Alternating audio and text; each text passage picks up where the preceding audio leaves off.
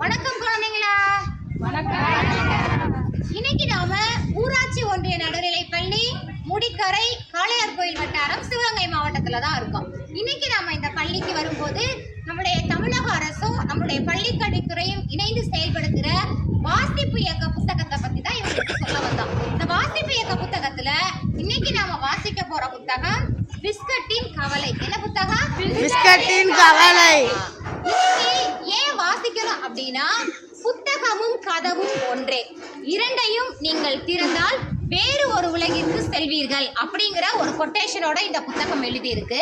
இந்த புத்தகத்தை எழுதியிருக்கவங்க யாருன்னு பார்த்தோம் அப்படின்னா, திரு மனோஜ்குமார் அவர்கள் தான் இந்த புத்தகத்தை எழுதியிருக்காங்க. வாசிக்கலாமா குழந்தைங்களா? பிஸ்கட்டின் கவலை. பிஸ்கட் வீடு. அங்கே பல வகை பிஸ்கட்டுகள் இருந்தன. ஒரு நாள் எல்லாம் மகிழ்ச்சியாக விளையாடின.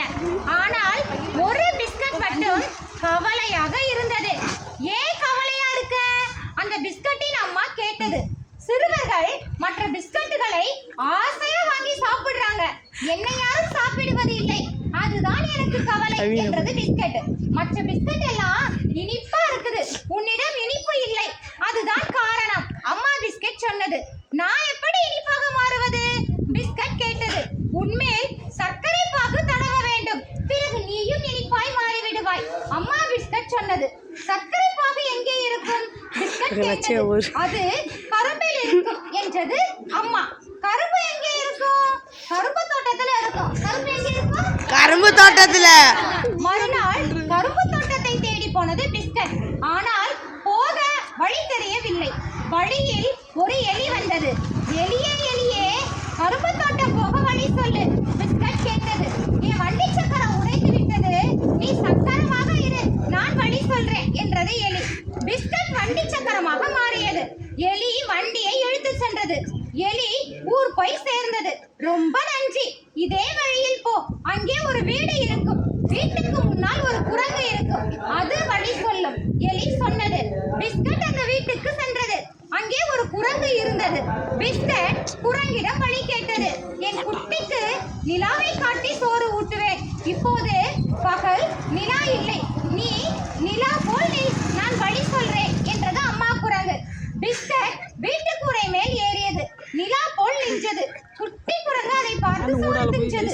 ரொம்ப நன்றி, தூரத்தில் ஒரு காடு, அங்கே ஒரு குட்டி யானை இருக்கும், அதனிடம் கேள், அது வழி சொல்லும் என்றது அம்மா குரங்கு.